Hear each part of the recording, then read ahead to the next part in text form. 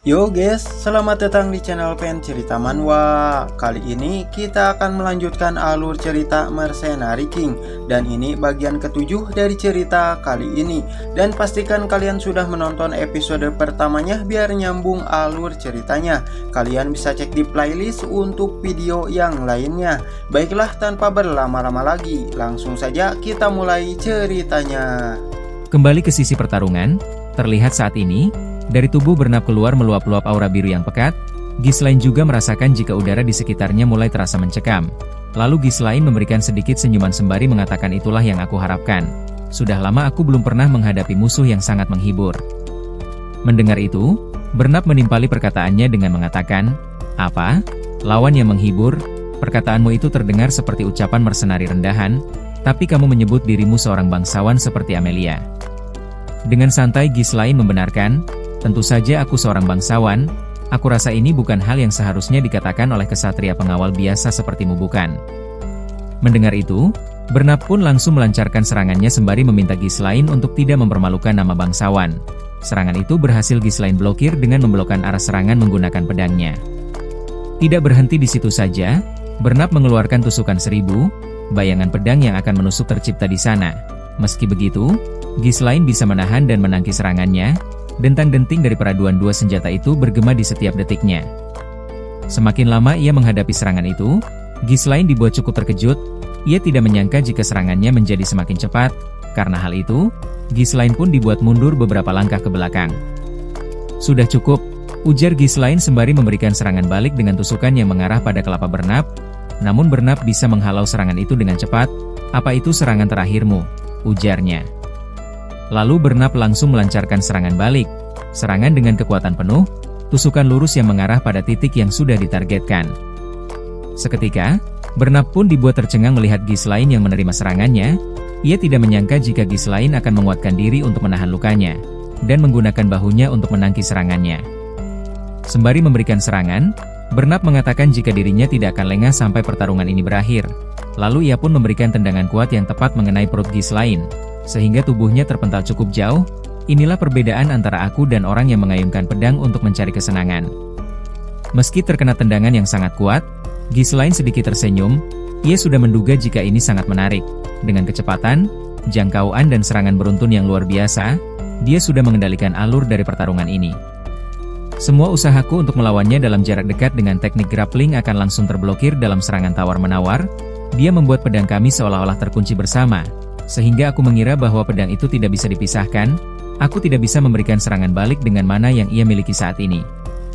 Merasa tidak ada pilihan, Ghislaine pun memutuskan untuk menggunakan kartu tersembunyinya sekaligus mengakhiri pertarungan ini. Ada satu hal yang tidak Bernard sadari, yaitu teknik kultivasi mana yang Ghislaine miliki, kultivasi mana yang unik. Sembari menerjang ke arah Bernard, Ghislaine mengaktifkan core ketiga dan membuat auranya meluap-luap. Di saat senjata mereka saling berhadapan, Ghislaine menempelkan pedangnya dengan pedang Bernard, lalu memutarnya dengan kekuatan yang sangat tinggi. Karena hal itu, senjata yang Bernard gunakan terlepas dari genggamannya. Bernard pun dibuat sangat terkejut dengan mana yang Ghislaine miliki. Dalam benaknya ia mempertanyakan, bagaimana bisa dia mengeluarkan mana sebesar itu selama pertarungan. Di saat Bernard lengah dengan lamunannya, Ghislaine melancarkan tusukan yang sangat kuat. Tusukan itu menargetkan kelapanya, juga aura merah yang meluap-luap turut menyertainya. Di saat pedang itu akan mengenai kelapa Bernard, Amelia berteriak untuk berhenti. Seketika, Ghislaine pun menghentikan pergerakannya dan menarik kembali kekuatannya. Dengan mata yang berkaca-kaca, Amelia meminta Ghislaine untuk mengambil uang 10.000 gold. Ambil ini dan pergilah dari sini. Mendengar itu, Ghislaine menimpali jika ini sangat merepotkan. Seharusnya kamu memberikannya di saat aku memintanya dengan baik. Belinda menyela pembicaraan mereka. Tuan muda, bukankah ini sedikit berlebihan untuk pertengkaran kekasih? Dengan santai Ghislaine menimpali, kami hanya memiliki pendapat yang berbeda. Setelah itu, Ghislaine fokus pada Amelia. Ia mengatakan sayang sekali, biayanya naik menjadi 20.000 gold karena membuatnya kerepotan.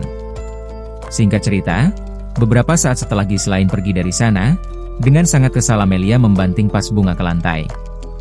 Melihat itu, Bernard meminta maaf atas kekalahannya. Lalu Bernard menjelaskan jika Ghislaine adalah seorang individu yang kuat. Dia tidak seperti yang dirumorkan.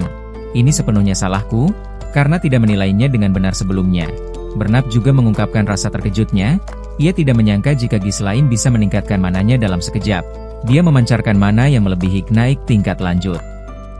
Dengan dingin Amelia mengatakan, jadi Ghislaine sudah berubah. Lalu Bernard menanyakan, apakah Amelia akan melaporkan masalah ini pada Duke Delphine. Mendengar itu, Amelia langsung menampar Bernard, lalu mencengkeram bajunya sembari meminta Bernard untuk menjaga ucapannya. Apa kamu tidak mengerti betapa menyeramkannya Duke Delphine? Jika dia tahu masalah ini, kita juga akan berakhir. Lalu Amelia menjelaskan alasannya beraliansi dengan Duke Delphine tanpa sepengetahuan ayahnya. Itu karena mereka memiliki kesepakatan rahasia. Dia akan mendukung pemberontakanku sebagai ganti dari bantuanku yang menjatuhkan Perdium. Jika ini terungkap, saudaraku pasti akan menghabisinya. Kemudian Amelia kembali membahas Ghislaine. Jika dia tahu rahasia dari guil pedagang, mungkin juga dia mengetahui kesepakatan ini. Kita harus menghabisinya apapun caranya. Setelah mengatakan itu, Amelia menanyakan kondisi Ghislaine setelah pertarungan itu. Bernard menjelaskan jika dirinya telah memberikan Ghislaine banyak luka pada tubuhnya, juga luka dalam pada bahunya. Selain itu, dia telah menghabiskan banyak mana. Sepertinya dia tidak akan berada dalam kondisi prima untuk beberapa waktu. Setelah mengatakan itu, Bernard juga mengingatkan, jika mereka tidak bisa menggunakan kenaik untuk menghabisi Ghislaine karena akan meninggalkan jejak. Amelia mengatakan jika dirinya juga tahu. Itulah kenapa kita melatih mereka, yaitu untuk saat-saat seperti ini. Dijelaskan, jika sosok yang sedang Amelia bahas itu adalah sekelompok orang yang disebut dengan Wildcats, mereka adalah kelompok yang beranggotakan anak yatim piatu, juga tidak memiliki keluarga dan status, hanya spesialis alami dan paling berbakat yang ada di antara mereka. Lalu Amelia meminta untuk mengirim mereka ke tempat yang sudah ia beri tanda, kumpulkan mereka dan pilih yang mahir menggunakan mana. Dikatakan, jika tempat yang akan dituju kelompok itu adalah suatu bukit dengan jalan sempit dari wilayah Rayfold menuju Perdium. Dengan tatapan tajam dan penuh keyakinan, ia mengatakan sumpah serapahnya pada Ghislaine, sebentar lagi kamu akan membayar penghinaan yang kamu berikan padaku. Kemudian kita dibawa ke sisi Ghislaine. Terlihat, ia sedang berada di dalam kereta bersama Fergus dan juga Belinda. Dengan khawatir Fergus menanyakan, apa kamu yakin kamu baik-baik saja? Ghislaine pun meminta Fergus untuk tidak perlu mengkhawatirkannya karena dirinya baik-baik saja. Dalam hatinya ia mengatakan jika luka yang ia terima tidak terlalu dalam, tidak buruk, mengingat aku melakukannya dengan sedikit berlebihan. 20.000 gold yang aku terima dari Amelia sudah cukup untuk menutupi kebutuhan dana untuk membangun ulang wilayahnya. Dengan ini, bisa dikatakan jika aku telah menghemat beberapa tahun, tapi akan lebih bagus lagi jika aku bisa menghabisi Amelia. Namun resikonya perang akan terjadi. Ghislaine tidak bisa mengambil resiko keamanan wilayahnya hanya karena keinginan sementara. Saat ini, Perdium mengalami masa-masa sulit karena melawan barbarian. Karena hal itu, Ghislaine merasa pantas jika ia sedikit mengalah untuk saat ini. Fakta bahwa aku tahu tentang rahasia guild pedagang Artrium akan cukup membebani Amelia. Kali ini aku yang akan memanfaatkanmu. Melihat Ghislaine yang terdiam, Belinda menanyakan apa semua sudah berjalan seperti apa yang kamu harapkan. Mendengar pertanyaan itu, Ghislaine dibuat sedikit kebingungan. Ia tidak tahu apa yang sedang Belinda pikirkan tentangnya. Karena Ghislaine tidak menanggapi perkataannya, Belinda menjelaskan, jika sebelumnya kamu memintaku untuk melumpuhkan para penjaga saat aku mendengar pertarungan di dalam, kamu juga yang memintaku untuk menahan Nona Amelia saat dia berusaha melarikan diri. Mendengar penjelasan itu, Ghislaine mulai menyadari maksud dari pertanyaan Belinda sebelumnya. Sembari memalingkan muka, Ghislaine membenarkan, aku memang mengatakan itu, tapi aku mengatakan itu pada Fergus. Tepat setelah ia mengatakan itu, secara tiba-tiba ia merasakan rasa sakit yang teramat menyakitkan di dadanya. Melihat itu, Belinda dan Fergus pun dibuat panik olehnya. Lalu Ghislaine pun memuntahkan seteguk cairan merah dari mulutnya. Dalam benaknya ia mengatakan, apa ini adalah efek samping karena menggunakan kor ketiga? Ini jauh lebih baik dari sebelumnya. Meski begitu, Ghislaine juga menyadari jika ini akan jadi masalah, jika ia mengalami hal ini terus-menerus setiap kali menggunakan kekuatannya. Ghislaine pun berencana mencari cara untuk meningkatkan mananya secepatnya. Di saat ia terfokus pada cairan merah di tangannya, ia dikejutkan dengan Belinda yang secara tiba-tiba menarik tangannya dan langsung memeriksa denyut nadinya. Setelah beberapa saat, Belinda pun langsung mengambil jarum akupuntur dan memberikan beberapa tusukan pada telapak tangannya sembari mengatakan, jika aliran mana yang Ghislaine miliki saat ini sangatlah kacau. Tidak lama setelah tusukan itu, secara tiba-tiba Ghislaine bersendawa dan menghembuskan banyak udara dari mulutnya. Ghislaine pun dibuat sangat terkejut setelahnya. Ia tidak menyangka, jika jalur mana yang sebelumnya terblokir, kini telah terbuka walaupun hanya sedikit. Ini adalah metode yang tidak bisa aku lakukan tanpa pemahaman mana yang mendalam. Memperhatikan Belinda, dalam hatinya ia mengatakan, jika dirinya sudah mengetahui kalau Belinda bukan sekedar pelayan biasa, karena ibunya yang membawanya, tapi sesuatu yang tidak ia ketahui, siapa sebenarnya Belinda. Ghislaine juga tidak mengetahui alasan Belinda bekerja sebagai kepala pelayan padahal dia adalah seorang individu yang terampil. Meski begitu, Ghislaine merasa jika itu adalah hal yang baik, karena ia memiliki individu terampil di wilayahnya. Lalu Belinda mengatakan jika dirinya akan membantu Ghislaine apapun caranya, karena dirinya sudah sangat mempercayainya sepenuh hati. Belinda juga meminta Ghislaine untuk memberitahukan alasan Ghislaine meminta uang sebanyak itu pada Amelia. Mendengar itu, dengan santai Ghislaine menimpali, jika dirinya hanya ingin menghabiskan uang, tapi orang kaya yang ia tahu hanyalah Amelia. Mendengar itu, Fergus dan Belinda pun dibuat sangat terkejut karenanya. Belinda langsung berteriak mengatakan, "Apa hanya itu alasanmu merusak pertunangan? Jika begini kamu akan menghadapi masalah besar jika Count Rayford mengetahuinya." Ghislaine meminta Belinda untuk tidak mengkhawatirkan itu. "Aku jamin Amelia tidak akan memberitahukan masalah ini pada ayahnya. Kamu mempercayaiku bukan?" Belinda pun dibuat cukup kesal mendengarnya. Sembari mengeratkan giginya, Belinda mengiyakan, lalu Belinda mengingatkan, "Kamu setidaknya memberitahu orang yang mengambil resiko bersamamu." Mendengar itu Ghislaine terdiam sejenak, merasa jika mengatakannya pada mereka bukanlah masalah besar, karena ia sudah mempercayai mereka. Lalu Ghislaine mengatakan jika dirinya akan merintis usaha di Forest of Monster. Mendengarnya, Fergus dibuat sangat terkejut. Dengan panik ia mengingatkan jika mereka tidak akan bisa melakukannya. Pembangunan wilayah di sana telah dicoba 3 kali sejak zaman kakek buyut. Ghislaine pun langsung menyela perkataannya dengan menanyakan, "Apa kamu masih ingat dengan permintaanku sebelum kita memasuki kastil?" Fergus menimpali jika dirinya sudah melakukannya seperti permintaan yang Ghislaine ajukan. Ia sudah mencari orang yang Ghislaine inginkan di lokasi yang disebutkan. "Tapi apa kamu yakin itu orangnya? Kondisinya sedikit." Ucapannya terhenti ketika Ghislaine mengatakan, "Asalkan dia masih hidup, itu tidak masalah." Lalu Ghislaine mengajak mereka untuk pergi ke sana sekarang juga. Namun Belinda menolaknya. Belinda meminta Ghislaine untuk kembali ke rumah. Ia juga mengingatkan, jika Ghislaine tidak bisa bepergian dengan kondisi saat ini. Mendengarnya, dengan serius Ghislaine menanyakan, "Apa menurutmu Amelia akan membiarkan kita pergi setelah apa yang terjadi?" Dalam benaknya Ghislaine mengatakan, mengingat kepribadiannya, "Dia pasti mencoba menghabisiku untuk membuatku diam." Tidak lama dari itu, Belinda berteriak mengatakan jika dirinya pandai bertarung. "Walaupun di sana ada Fergus yang sebagai knight, tapi aku bisa melakukannya." Ghislaine pun menimpali perkataannya dengan mengatakan, "Kamu memang bisa diandalkan, tapi itu bukan peranmu. Ini berada di bidang yang berbeda. Yang aku butuhkan adalah Vanguard, dan kita sedang dalam perjalanan untuk menemuinya."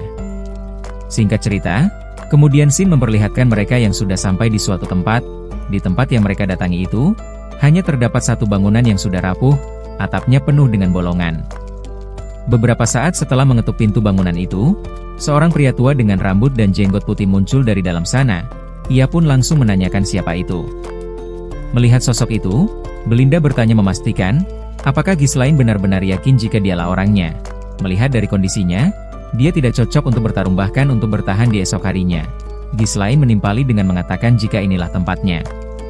Sedangkan di sisi pria tua itu, setelah ia mengetahui identitas dari tamunya itu, ia pun segera berbalik dan kembali masuk ke dalam kediamannya. "Apa kamu bosan bangsawan muda? Jangan sia-siakan waktumu." Lalu Pak Tua itu meminta Ghislaine dan rombongannya untuk pergi dari sana. Sebelum pintu itu tertutup, dengan santai Ghislaine mengatakan identitas yang sebenarnya dari Pak Tua itu, "Mantan Kapten Ratatos Mercenary, Gillion, aku sudah lama mencarimu." Mendengar perkataan itu, Pak Tua dibuat sangat terkejut. Ia langsung terdiam seketika. Matanya terbuka terbelalak saking terkejutnya. Ia tidak menyangka jika ada orang yang mengetahui identitas aslinya. Bukan hanya Pak Tua itu saja yang terkejut, Fergus dan Richardo pun sama terkejutnya. Mereka tidak menyangka jika Pak Tua yang ada di depannya adalah Ratatos Mercenary yang sudah menjadi legenda.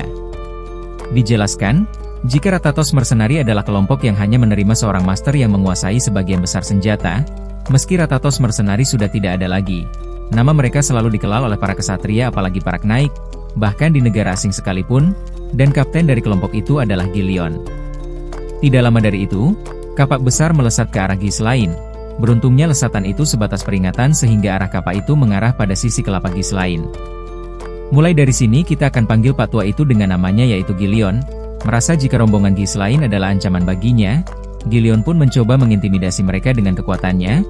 Aura biru memancar meluap-luap dari tubuhnya, lalu menanyakan alasan Ghislaine mencarinya. Melihat itu, Fergus dan Riccardo pun segera bersiap untuk mencegah sesuatu yang mungkin saja akan terjadi. Gillion pun dibuat sangat terkejut saat Ghislaine mengatakan eternal punishment. Ia juga mengatakan jika dirinya mengetahui cara untuk mengobati penyakit yang diderita putrinya. Mata Gillion pun terbuka lebar mendengarnya, aura yang ia pancarkan sebelumnya menghilang. Dikatakan, jika penyakit eternal punishment akan menyebabkan orang yang terjangkit penyakit itu demam tinggi, muntah darah, dan juga akan muncul bintik-bintik merah yang mekar seperti kelopak bunga pada kulitnya. Orang yang menderita penyakit ini akan merasakan siksaan yang teramat menyakitkan, dan karena itu, penyakit ini dinamai dengan sebutan eternal punishment, penyakit yang tidak ada obatnya di saat ini.